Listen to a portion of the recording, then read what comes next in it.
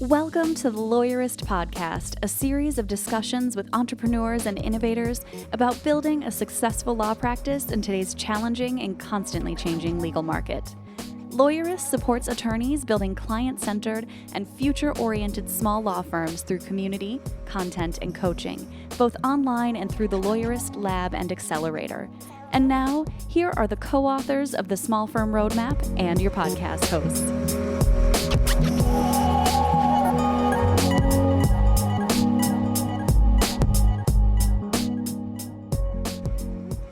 Hi, I'm Laura Briggs. And I'm Stephanie Everett, and this is episode 289 of the Lawyerist Podcast, part of the Legal Talk Network. Today we're talking with Pat Lencioni about the right motivations for leadership. Today's podcast is brought to you by Smith AI, Back Office Betties, Case Text, and Text Expander. We wouldn't be able to do this show without their support. Stay tuned. We'll tell you more about them later on. So, Laura, today I thought we'd pick your brain a little bit about a topic every lawyer loves, maybe not, getting reviews. It feels so hard. And so how can we make this process easier? Yeah, this is a great subject that came up in one of our recent lab lunch and learn sessions. And we had lots of different people kind of chiming in about how it was working for them. And so I think one of the important things that I took out of that is that maybe your last interaction with them before asking for a review isn't the end of the case, right? So maybe it's that you've called them up to see how they're doing, a couple of weeks later, or you've sent them some type of a gift basket or something to kind of remind them of the relationship together and then ask for a review. I think another one that really stood out to me is be specific about the review site that is most important to you. So if all of your intake calls are saying, oh, I found you through Google, or I actually discovered you through Yelp, then that's telling you something. Make sure you continue to have really good reviews on that one platform. So if it's a platform people aren't really looking at, maybe you don't need to put your effort into that. There were some great conversations around this idea of, well, I don't think anyone has ever found me over Yelp. Okay, great. Don't ask your clients to leave you reviews on Yelp if it's not going to have a positive ROI for you. Yeah. And some of the techniques I've seen and heard lawyers do too is you set people up ahead of time so they expect it. So even maybe right when they first hire you and you're asking them, hey, how did you hear about me? And if they said, well, I don't know, Google, you might say, you know what, that's great. And there's going to be a time in the future where I could really use your help to help other people find me. And you kind of get them prepared that this is a part of the process. And so then at the end of the case or whenever it is you're asking for that review, you can remind them, hey, remember when we talked about how important it is that people find me on Google? Well, now's when you can help me. Exactly. You want to kind of remind them of why this matters so much to you. And especially if they've had a positive experience, they're already in that headspace of being ready to share and potentially help other people who are in a difficult situation or who are looking for the right lawyer. And that kind of brought up this other idea of the end of the case isn't always the right time to ask every single client. So if you helped someone get divorced and you did an amazing job, or you helped them with their criminal case and it's now over and there's a good result, they still might not be ready to talk about that yet, even if you were the best attorney they've ever had, right? So one of the strategies that we discussed was waiting a certain period of time to kind of let the dust settle around the difficulty of the case and all of the emotions that might be tied up in it. And then honestly reaching out to them to see how they're doing, right? 3 months or 6 months after this difficult case, reaching out and saying, hey, I'm really just calling to check in and see how you're doing.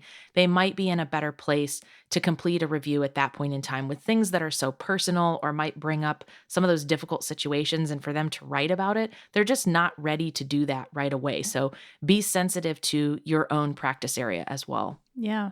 And don't forget that the review can be about your legal work for sure, but also about your process, right? We're trying to teach people how to have client-centered firms, and that's what we can control. We can control their experience. So if you have an amazing onboarding process where you really help clients understand what the process is going to look like in the first couple of months, you really hold their hands and they're feeling great, then maybe you ask for a review at that point about what it's like to start working with you. And so they don't have to necessarily be focused on the result or even have the result yet. They could just talk about, yes, the way you delivered your services was amazing. You answer all my questions. You made me feel at ease. I feel so confident working with you. And that could be super valuable.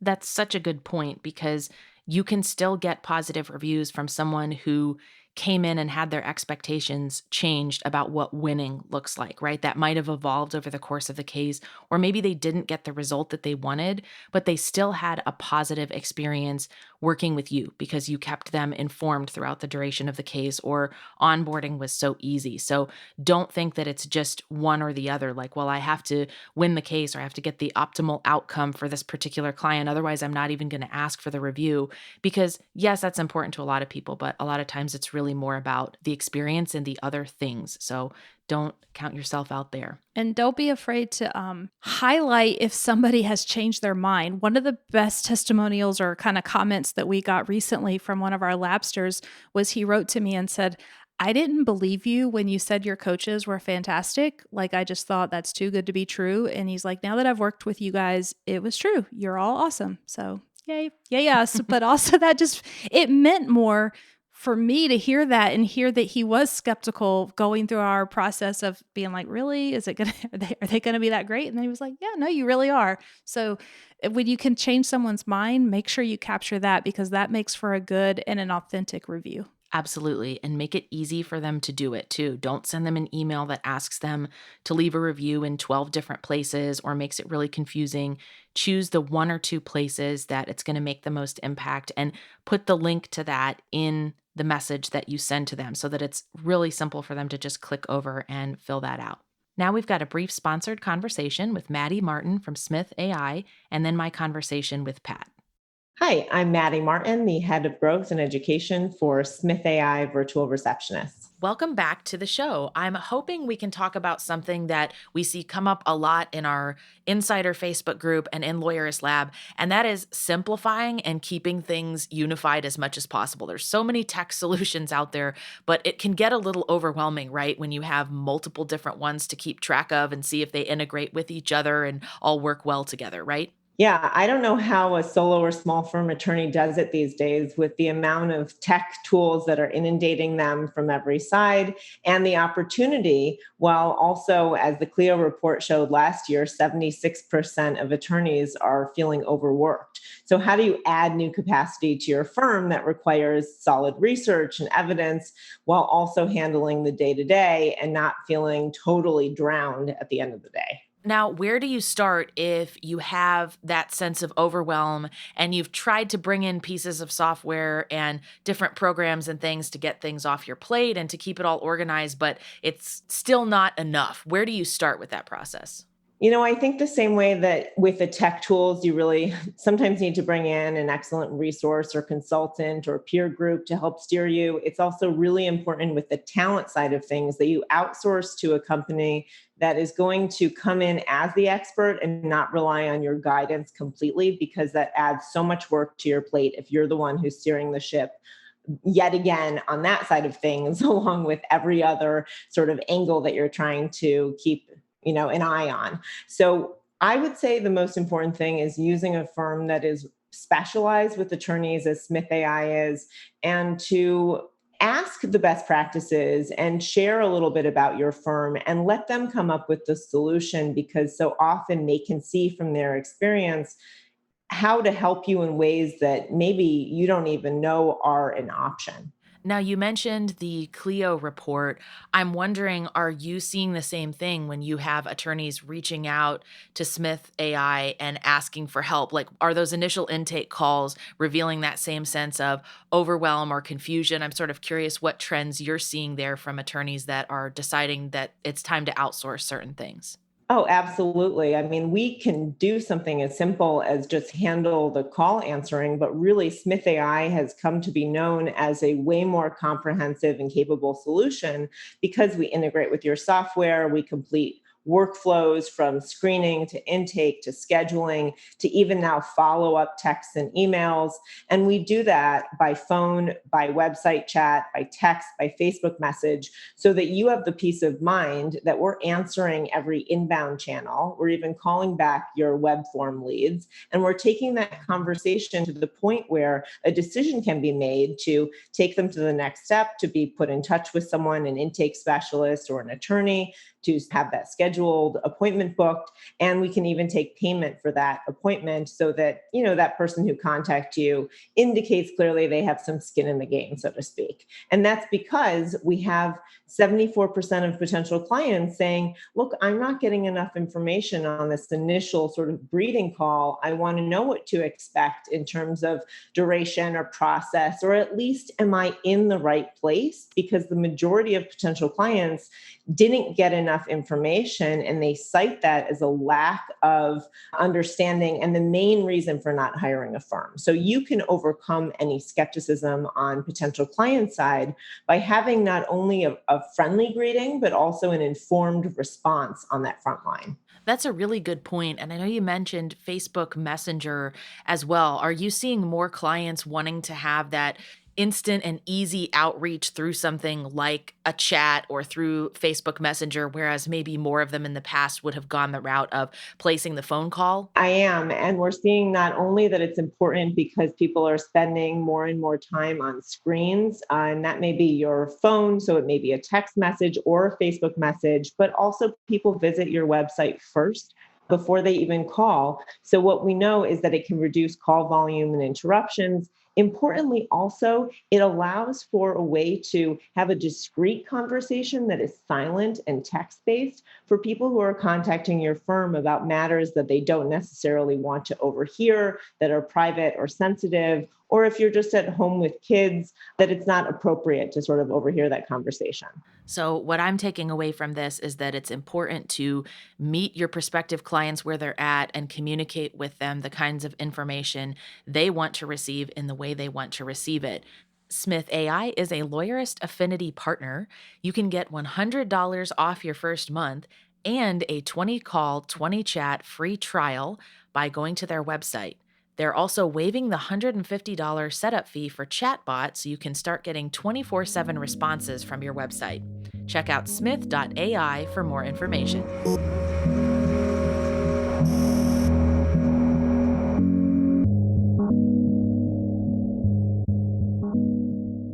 My name is Pat Lencioni. I'm an author and the founder of a company called The Table Group.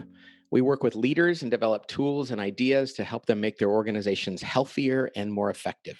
Welcome to the show. I'm so excited to chat with you. You've written many books that have influenced so many people, but I want to pull some of my questions from your most recent book. And I'd love to just hear a little bit more about why you decided to write that book. I've heard you say you wished that that had been your first book. Right. So the book, The Motive, that book is my most recent, but I think if somebody came to me with 11 or 12, I can't remember exactly how many books I've written, it depends how you classify them, and said, which should I start with? I'd say definitely start with this last one, because it's not about how to lead an organization or run a meeting or build a team. It's not about how to lead. It's about why you should be a leader in the first place.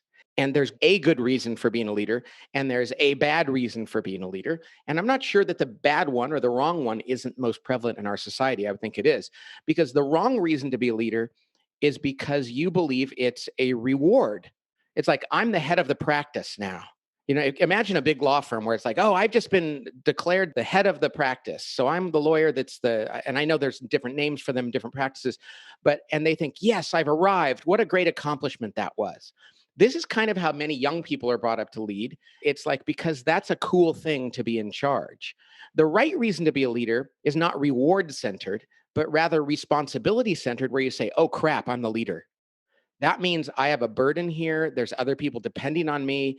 And I actually have to be willing to sacrifice and do things that nobody else wants to or nobody else will, because that's my role.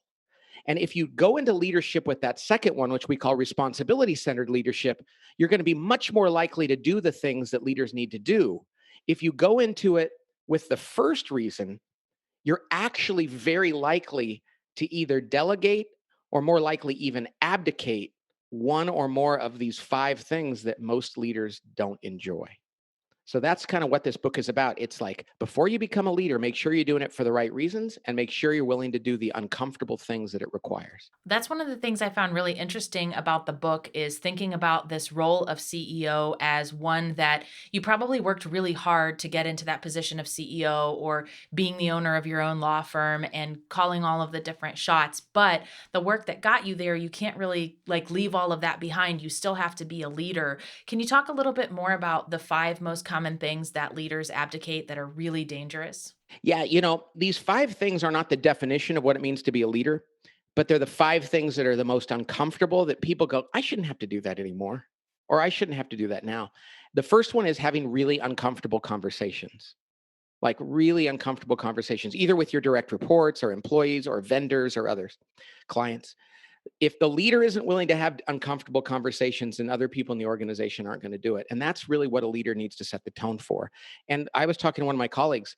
He was explaining to his mom the other day. She was like, tell me what you do. And he said, I have really uncomfortable conversations every day because that's how we get things done. And that's how we make the organization move forward. And I've seen so many CEOs, Laura, who, when an uncomfortable conversation comes up, they just go, I don't want to do that. I shouldn't have to do that. Somebody else take care of that. Let HR handle it, or let's just not even go there. And so Mhm. they avoid problems because really what they're saying is, listen, I've worked too hard to get here. This isn't fun. I might look bad and it's going to be uncomfortable. I shouldn't have to do that. And that is probably one of the most common and dangerous things that happen to leaders who are thinking about the job in terms of whether they enjoy it or if whether the personal economics are good rather than what the organization needs. So that's the first one. Second one is related to it. It's not very sexy, but it's really problematic. And that is, a lot of people, when they become the leaders of an organization, they say, I don't want to manage people anymore. I've managed people my whole life. It's tedious. It's about figuring out what they're going to be working on and their goals and coaching them and staying on top of things. Can't I just hire adults and trust them? And then they say things like, I don't want to micromanage them and I trust them. And that's just dumb. Just because you trust somebody and because they're an adult and because you don't want to micromanage them doesn't mean you shouldn't know what they're working on, help them set their goals, coach them when they have a problem, because everyone needs to be managed. And too many CEOs that I work with stop managing. And they'll say, we have a management problem in our organization. And I'll say, where does it exist? Oh, middle management. I'm like, do you manage your direct reports? No. Do they manage their direct reports? No. They hire adults. They shouldn't have to. And it's like, well, of course you have a management problem. So that's the second thing a lot of leaders, and I will say this is the thing I don't really like to do. I like to set the direction and turn people loose because of my personality. But if I'm not managing them, bad things happen. And that's my fault Mhm. in my own firm. The third thing is, you have to run really interesting, compelling, and effective meetings. Now, so many leaders, I can only imagine in law firms, lawyers are probably like, oh, another meeting. We have to go to another meeting. Can't I go and work on this case or work with my client or develop new business? It's like, having meetings is the definition. It is the primary activity. Imagine a trial lawyer saying, boy, if I didn't have to go to court, I would love my job. But that's what a leader who says, I don't like to have meetings is saying. Right. Because if you were to evaluate a lawyer, especially a trial lawyer, and you were to say, how would you know if they're good? I would want to go watch them argue their case in front of a jury or in front of a judge or a panel or whatever else. If I were evaluating a teacher, I'd want to say, I want to see how he or she does in class. If I were evaluating a football player, I'd want to go to their games and practices. If I'm evaluating a leader, I'm going to go to their meetings and I want to see if they focus on the right things, demand that people weigh in, referee good conversations, and drive to make good decisions. And when leaders say, I hate meetings, I don't like to have them, they're boring, they're corporate penance, we'll just burn the time off and get back to work, that's a sign that they're not actually doing it for the right reasons. The next one would be, do they actively engage in building their team? And I don't mean hiring a consultant or an HR person to go do a team building exercise where they hug each other or catch each other falling out of a tree. I mean, do they push people behaviorally to work well together? Do they demand that people are vulnerable and trust each other? And do they demand that people argue well and that they commit and that they hold each other accountable and they're about the whole team and not their own division? That's what the leader's job is. And that's uncomfortable. And it requires them to push on each other and ask difficult questions. And so many leaders say, I don't like doing that. It's uncomfortable. We'll just go golfing or drinking or scuba diving, or maybe do some sort of exercise once a year. And I'll leave it at that. And then the final thing, which is a weird one, but I'm guessing that lawyers probably struggle with this because many lawyers are pretty heady, they're pretty intellectual and smart. And the last thing that great leaders do that too many don't like to do is they have to constantly repeat themselves. They have to constantly reiterate important messages as a leader. And this is something that really smart people don't like to do because they find it to be redundant. They think that's just wasteful. It's insulting to the audience. I've already said it once. Why would I have to say it again? But the very best leaders in the world, and I work with some of them, like Gary Kelly at Southwest Airlines and Alan Mulally used to run Ford, and I've gotten to know him. They were really comfortable with the fact that their job was to constantly, as I say, they were the CRO of their organization, the chief reminding officer. And the best leaders in the world are constantly reinforcing the key messages. They're not repeating it verbatim. I mean, they're finding ways to reinforce it over and over again. And I like to say, if people in your organization can't do a good impression of you when you're not around, you're probably not communicating enough. And yet so many leaders pride themselves on not saying things more than once. And they're like, well, I've told them once, they know. And so those are the 5 things that leaders don't like to do if they're really in it for themselves. They don't like to have difficult conversations, manage people, run great meetings, build teams, and repeat themselves all the time. Perfect. I think that's great. I can see why all of those leaders would have challenges in terms of thinking about how can I get comfortable with these things that are uncomfortable, but there's also those important action steps and things that can come out of just saying, you know what, I'm going to do these things because this is what great leaders do. One of the ones that really spoke to me is this idea of saying, well, I've hired adults, they really should be able to self-manage. And I know you mentioned in your book that a lot of people view it as a form of punishment, particularly to manage their higher level employees. That's where they really feel a lot of tension around, oh, I don't want to go there. These are the, not just adults, but they're some of our most qualified and experienced adults. Can you talk a little bit about how you broach doing that successfully? Yeah, I think what I say is, well, if they're the most talented and expensive and high valued people, then making sure that they are focused on the right things. And because you're coaching them. I mean, management is not a punitive activity. It's actually a service. You're like, hey, let me work with you to make sure you're focused on the right things. And by the way, I want to make sure that we're all focused on things that we're rowing in the same direction. I've worked with a few law firms. I will tell you, it's the hardest group to manage because oftentimes it's a partnership. And I know a lot of your audience are people that might be their own smaller firm or medium-sized firm, but if you have partners around, they all feel like they need to weigh in and vote and make decisions. And if they're not aligned and working in the same direction, it's so easy in a firm like that for people to be going off and doing their own thing. And like I have a good friend who's a lawyer and there's just 4 partners in the firm. And it feels like he said we work for 4 different firms sometimes. And so if you're the leader, you're managing those people to make sure that they're not all going off in different directions because that only makes the firm suffer. So what I would say is you need to do this for the good of the firm, for the morale, because nobody likes to work in environments like that where they feel like they're not part of the greater good. And then the thing is make them realize that you're not, like you said, punishing them and you're not looking over their shoulder. You're just aligning people and making sure that it all works. So it's a service, but it's a tedious service and one that's sometimes uncomfortable.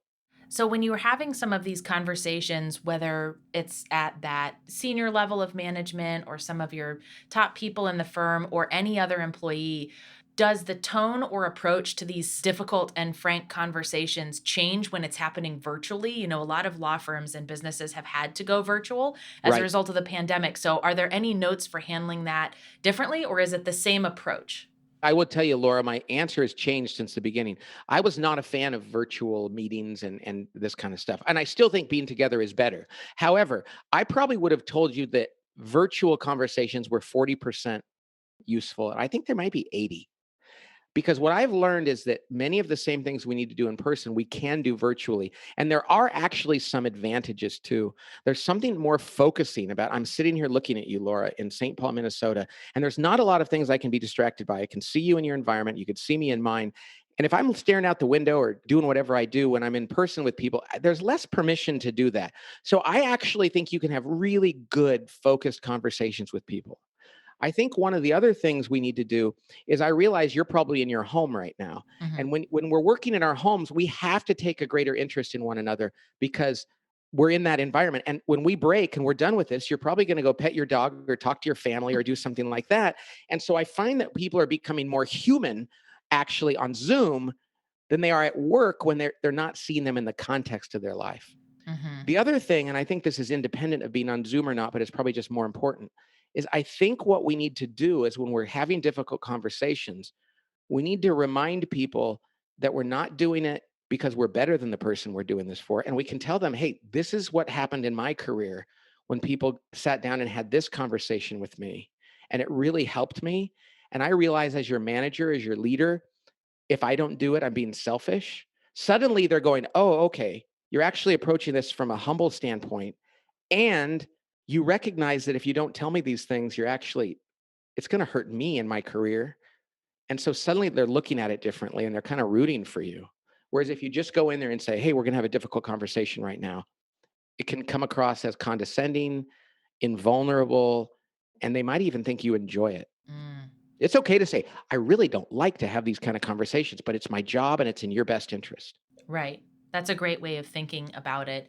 You mentioned in the book the importance of calling out some of the behavioral issues that show up. I mean, there's obvious things that you can call out around work performance and things that are directly related to the team. But when it's behavioral issues, do those still matter as much, even if we're not in a physical office working together? Should that still be something that a leader feels comfortable calling out when they're potentially detrimental to the team? I think it's actually more important because there's not going to be that time around the water cooler in the hallways when you can catch up and just kind of clarify. And so if there's something that's going on a Zoom call and after it's over, we're done, that's all we've got. Whereas sometimes in a meeting, you can stop by somebody's office when you're in the office, or you can see them afterward and go, hey, no harm, foul there, But what I think we need to do when we're on Zoom, and this happened to me, Laura, in the first week after the pandemic started, the shutdown, I should say. And that is, I remember sitting there thinking, how are we going to make this work? And I thought, if I don't call people on behaviors and I don't have difficult conversations right now, this is going to be however many months it would be of really polite and ineffective conversations. And so I remember one day just saying I had 8 people on my screen or 10 people on my screen. And I went around and I said, I got to hear from you. I don't feel like we're busy. And I went around and said, tell me, what are you working on and how busy you are? And 2 of the people were working on things that didn't matter. And it was like, I don't think those things matter. And I think everybody else is drowning. I think we have to free you up. And I think you need to stop working on that. I realize you're kind of polishing your own stuff, but we're on a team here. And it was a little uncomfortable. And people said, that's the meeting where we began to have real conversations. I think we have to be more ready to have conversations with people. And I think that we have to go there and be behavioral about it, because that's when people are going to start taking things seriously. But if we do the typical online thing, where we're smiling and nodding and, oh yeah, I don't want to push back on them because we're on a computer. I think that just lowers the bar and makes everybody feel like this is just an exercise. Really powerful advice. We're going to pause to hear from our sponsors. And when we come back, we'll keep talking about building and managing excellent teams. Support for today's episode comes from Back Office Betties, the only virtual receptionist service exclusively dedicated to small law firms that offers a plan with unlimited calls. Their highly specialized service boasts customized call handling, relentlessly friendly team members, and unmatched quality. The Betties are ready to help you grow your firm, even when you're out of the office. Visit backofficebetties.com/lawyerist to try them out for 1 week free. Use the promo code PODCAST to receive $150 off your first month. Looking for a true alternative to LexisNexis or Westlaw? You could save thousands this year if you switched to Casetext. Over 6,000 law firms, from solos to 40% of the AM Law 100, use Casetext to help them find better results in less time and for less money. For $65 per month, you'll get access to 50 state and federal case law, statutes, and more with 0 out-of-plan fees. Try the smarter legal research platform. Lawyerist podcast listeners can go to casetext.com/lawyerist to try Casetext for free for 2 weeks. Text Expander removes the repetition out of work so you can focus on what matters most. Say goodbye to repetitive text entry, spelling and message errors, and trying to remember the right thing to say. When you use Text Expander, you can say the right thing in just a few keystrokes. Text Expander can be used in any platform or any app and anywhere you type. Take your time back and increase your productivity. Show listeners get 20% off their first year. You can check out textexpander.com/podcast to learn more. And we're back. I love all of this advice so far. One of the things that we find really common with law firms, especially those that have had to pivot into being remote, is they're leveraging part-time employees and contract workers. So when you're building a team that includes people who are involved in the company in different ways like that, are there any tips that you have around building that company culture, making sure that everyone's on the same page, and still being a leader, even if these people aren't full-time employee part of your team? Yeah, I love this question, Laura, because I have two things to say. I hope by the time I get to the second one, hopefully I'll remember it. The first thing is this: the best companies treat volunteers. Like, I do a lot of work with churches. The best churches treat volunteers like employees and employees like volunteers. And you could say that like contractors, like, in other words, appeal to people who are a volunteer, or in this case, a contractor. I know they're being paid, but they're not like full-time employees. Treat them as though they care just as much and expect them to care. And say, I want to tell you what we're working on and why it matters. They're going to go, this is the best contractor job I have. And then treat your full-time employees like they're contractors and appeal to their interest and the passion for the mission. It's not just a job. Like in a church, what we say is appeal to people who work here every day, make them realize that this is a mission and that they should care just as much whether they're being paid or not paid, or whether they're on their payroll or they're not. I used to be on the board of directors of the Make-A-Wish Foundation, which is a fantastic organization. This is years ago. And that was the thing. Their volunteers, they held to the same standards as the people that worked there because their mission was so important. And that's what made people want to volunteer there, because there's nothing worse than being a contractor at a company and treated like that. There's nothing worse than being a volunteer and saying, yeah, you don't really matter that much. We're not going to expect much of you. It seems kind of counterintuitive, but the best volunteers, the best contractors, the best temporary workers want to be treated like they are part of the firm. Now, the second thing I want to say is this: when you have contract people, or you have temporary people, or project people, that's why you have to use the teamwork methodology. Because I didn't know this when I first wrote the book 22 years ago, The 5 Dysfunctions of a Team. What we found is that project managers were using it as much as anybody else, because they said, I'm going to pull these people together for a project. Or imagine a trial. Like, this case could go on for 4 months or longer. You know how they can go longer. But we're not going to be a team for 2 years, maybe. That's why if you take a whole day up front, yes, an entire day, taking people through the teamwork stuff, which is super practical. It's not touchy-feely, because I don't do that kind of stuff. After one day, they will come out of there working faster, harder, and having better conversations, getting more done than if you said, oh, we don't have time for that, we have to get started. Project managers were the ones that said, this is a 2-month project. The first day of this, us getting on the same page and learning about our personalities and our behaviors is going to allow us to get more done. They win more than the other ones. So what I would encourage people to do is, if you're on a team that seems kind of temporary, or it's not regular full-time and paid employees are on the payroll, all the more reason to get very intentional about building a culture of teamwork, so they'll know how to push back on each other and argue better and make decisions more and hold each other accountable and focus on what truly matters. So it's actually more important, not less. I'm so glad to hear you say that. My background before working here was working as a freelancer and contractor for 8 years. Right. And not many teams do that, right? They frequently view it as like, okay, here's the deadline. Let's fold you in. You do what you need to do, and we'll loop you in on the meetings that you need to be on. And the rest of it, you don't need to be around for. And that can make for a lot of friction to get projects done and to have everybody involved in that mission that you talked about earlier. Absolutely. And the reason to do that is because if you do it well, do the right way, like what I said, you will get more done faster. People will buy in more. They'll find more ways to contribute. The work product will be exponentially better, but you need to slow down at the beginning. They talk about race car drivers. They say, slow down in order to go fast. Mm-hmm. You've got to slow down and going into a turn so you can accelerate faster. But when we're always frantic and we're like, we don't have time to bring those contractors or there's freelancers on board, let's just keep going. You're actually going faster, and eventually it's all going to get a lot less done. Right. I want to shift gears a little bit and talk about building great teams and hiring, and even from the employee perspective, how you can tell you're stepping into a good culture. So, we're living in a time when people are so much more likely to change jobs. So, Yep. longevity in a previous position isn't really a way to tell that someone was a top performer or super loyal. So, how do you screen for an ideal team player in the hiring process, knowing how much career change and job changes typically happen for people these days? Right. And you might be interviewing online as well on Zoom. Yeah. There's three baseline things to look for if you really want a team player. And by the way, some people would say, we have to be clear, this is not a religion. Some people are going to say, I don't want a team player. We don't have to be a team. And that's your prerogative, and that's your choice, and it's freedom. And there's probably some times where that's actually wise. They're not going to really be working together. We don't need to worry about that. So I don't want to say like teamwork just for the sake of teamwork. Teamwork is a decision we make because it's a competitive advantage if we're willing to do it well.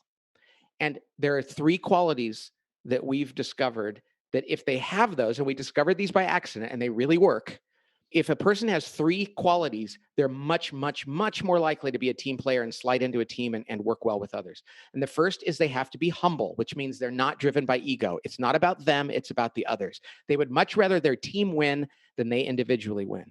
They're much more comfortable giving credit to others than seeking credit for themselves.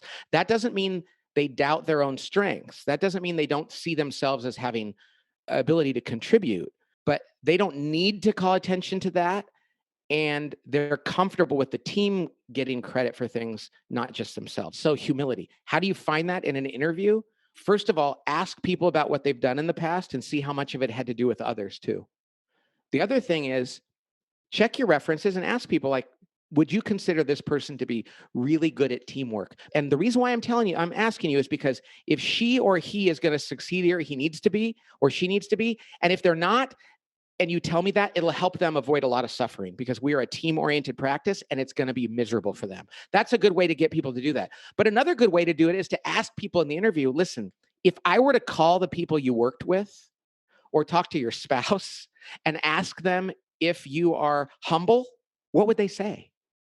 And find out how authentic that is, right? Somehow when you ask people answer for somebody else, they're going to be a little bit more honest just because one, they might wonder, are you going to call them? And two, they don't want to put false words in somebody's mouth. It sounds silly. The second attribute, and you would use those same tools when you interview, is they have to be hungry. So in addition to being humble, they have to be hungry. That just means they have a work ethic. They don't like to do the minimum amount. They don't like to cut out of the office at 5, whether they've gotten it done or not. It's not about externals, though. It's just about, do they have a motor? Do they have a desire to go above and beyond?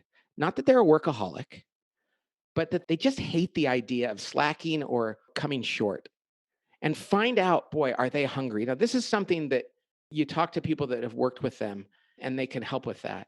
But also just ask them, like, just say, if I were to ask you to compare yourself to all the people you've ever worked with, where would you say you fall in the category of hunger and the desire to achieve things, and see where they are? Again, if they're hungry and they're not humble, that's bad.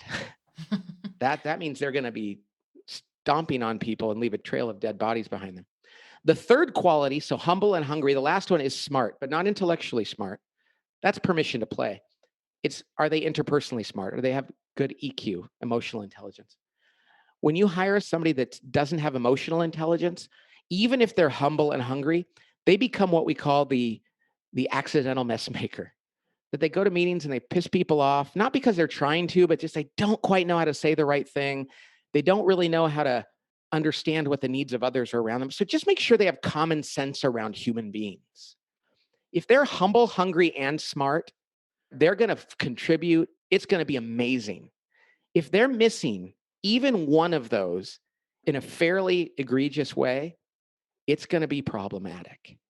To be a great team player, you don't have to be perfect. Nobody's perfect. But you do need to be generally more interested in the team than yourself. You have to be generally more interested in going above and beyond, and generally more interested in understanding how to work with others well. More than any technical skill, I'll take those, because you can teach most technical skills. Now, granted, if a person's not passed the bar and you need a lawyer, okay, that's a technical skill. If a person doesn't have any experience in IP law and you need somebody with that, okay, that's permission to play. The real differentiator, though, is, are they humble? Are they hungry? Are they smart? Great way to check yourself as you're hiring people to make sure that you've got all three of those qualities in mind. To think about it from the other perspective, if you're the employee who's interviewing for the position, you don't have that experience of being on the team yet and seeing how the leader or the CEO interacts with the team. Are there any tips for what you can look out for during that interview process or getting to know the company to see if you might end up working for a reward based CEO rather than the one that has the responsibility at the forefront? I would guess I would probably want to ask, I'm thinking about sitting across from a guy or a gal. I would probably ask them questions about some of those behaviors. Like, I would probably ask them about, like, do you confront people around here if they have a problem? Do you think that's, and tell me about your meetings. And if they were like, oh, I hate meetings. And how involved are you in building the team here and making sure that people work well together? And if they kind of blow those things off or give you generic answers, that might be an issue too. I also might just ask them, like, tell me about your theory about leadership and about what kind of a leader you are. And the other thing I would just look for, the great equalizer, the best thing ever is look for humility. And do they seem like they're all impressed with themselves? Or do they seem like they're into you and to the people they work with? Humility is the most attractive quality in history. And it still is the best indicator that somebody is probably a good leader as well. That's really valuable advice. I think one of the other challenges that a lot of leaders are facing right now is making sure that their employees are engaged, which obviously there's a layer of complexity added to that when there's lots of different things going on in the world and there's a pandemic that's forced a lot of people to adapt really quickly. But so few employees, according to all these different studies, are really engaged at work. So plenty of managers are probably thinking, well, that may be true on a global sense, but it can't be my team because my people seem engaged. Are there red flags or signs to watch out for as a leader that you may have some employees who are disengaged from their work? Well, I would say I'll answer that maybe not exactly the way you asked it, Laura, but it gets to the heart of it too. Whether you think they're engaged or not, and right now in a pandemic, people aren't leaving jobs quite the same because it's harder to do that. And you're not around them as much. So they might be pretending they're engaged at home and then they go and watch, Tiger King or whatever the heck they watch on TV now.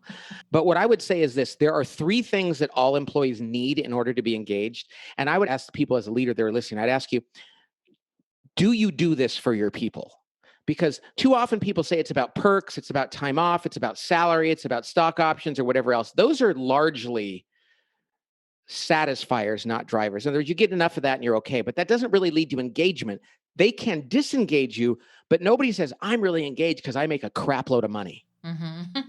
What really engages people is three things. One is, do the people they work for know who they are? And this is one of the most important things. It's more important to do this now than ever during this shutdown and COVID and working from home. Is your manager interested in you as a human being? Do they know what's going on in your life and in your career, what you're working on and what you're interested in outside of work? Do they care about what's going on in your family life or your personal life? And that's not a soft kind of thing or something where you just check in, how's your cat doing? This is like, does my manager really give a darn about who I am? And I don't care if you're a professional football player or the executive vice president of a multi-billion-dollar corporation or the administrative assistant to someone in a legal office. If you feel like your manager isn't really that interested in who you are as a person, you are not going to love going to work. It's just a truth. We tell that to people all the time, and leaders are like, oh crap, I've slipped in that area. And we ask them why. Nobody ever argues with that because they look at themselves and go, every job I ever had, if my manager actually gave a darn about me, it made a difference. And then they say, why am I not doing that? It's often because we get too busy or we forget. And sometimes this is actually an interesting fallout from humility. We think, well, why do they care what I think about them? I'm just another person. It's like, no, you're their manager. They really, remember when we were in a career and your dad was sick or you had something going on or your child and somebody stopped by and asked about it or sent you an email and said, how's your dad doing? And you were like, oh man, what's that worth in terms of engagement? It's huge. I don't even know how to put a number on it. Certainly a $1,000 bonus doesn't engage me more than my manager stopping by and going, hey, how are you feeling about the situation with your mom? And yet we don't do it because we forget. And when we don't do that, it's like taking real money out of our pockets and throwing it into the fire and burning it, because there's nothing quite like that. And the other thing is sometimes people go, gee, I haven't asked these people about their personal lives in 6 months. Do I do that now? It's like, yeah, sit down and go, you know something? I feel kind of embarrassed because I haven't even checked in with you about yourself. What's going on? I'm sorry I haven't done that. I'd like you to know. Nobody's going to go, well, you didn't do it for 6 months. Why are you doing it? They're going to be so glad you did.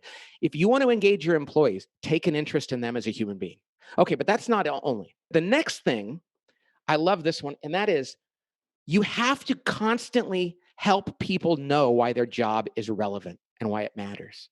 If a person is doing a job and they don't see the impact of that on someone, whether it's a client or whether it's somebody in the office, a vendor, or you as their manager, constantly catch people and remind them like, boy, when you do a good job on that, this is how it helps that client.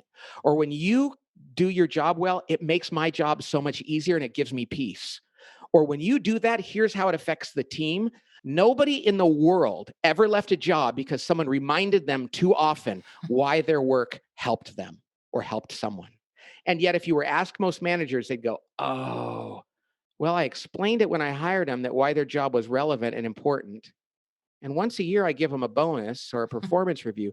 Hey, if every time you saw somebody do something that had an impact on someone, you just said, that's why your job's important. You did it well.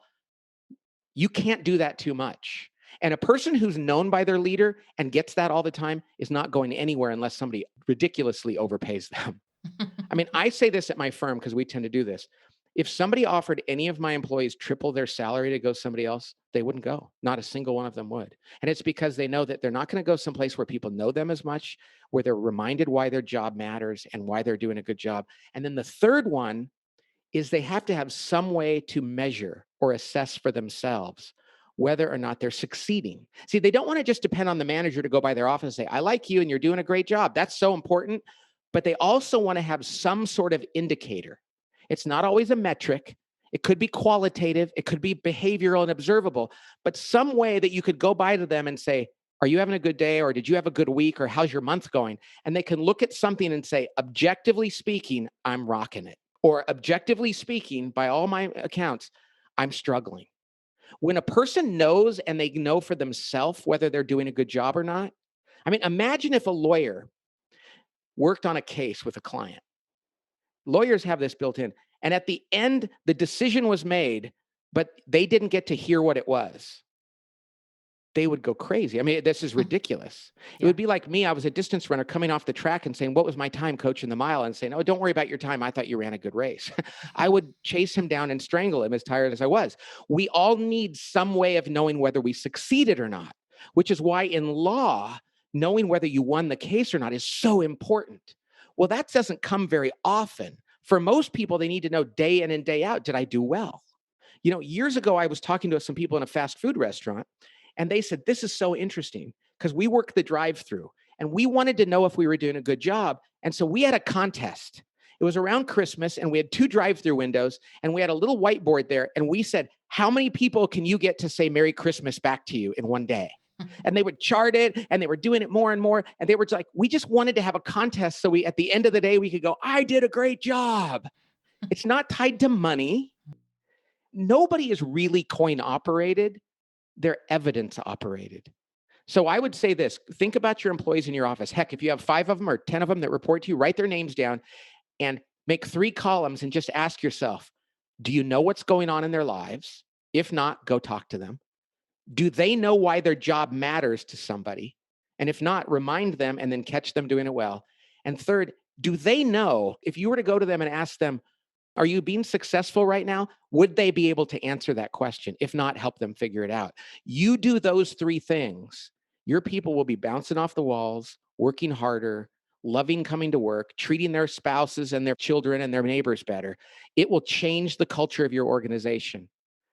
If you don't do those things and you're giving people more money and you're giving them more time off and more perks, you're just rearranging the deck chairs on the Titanic and making them a little bit more expensive. Yeah, I think that's my big takeaway from this conversation is so little of it has to do with those perks or with the pay or things that would cost you any money. It's about being intentional on the right things to do and being consistent with that so that the whole team feels it. That's such great advice. Yeah. Thank you. I've worked with Southwest Airlines, and I mention them a lot because they're fantastic. I mean, it really is. It's one of those companies that doesn't really have a shadow culture. You go there and behind the scenes, it's actually the way you heard it, or it's better. And the thing is, most people would think, well, because they make more money, like their stock price is higher and all this stuff. They don't pay their executives more. They don't pay their employees more. And yet nobody wants to leave. And everybody wants to work there. And if you ask them, it's like, every day I come to work, the people I work with care about me. We have clear marching orders. We're given permission to satisfy our customers. Our customers like us. We like one another. We care about what we do. At the end of the day, we go home. We know we've done a good job. We're proud to work here. That is worth so much more than just the dollar sign. Now, you have to pay people well enough.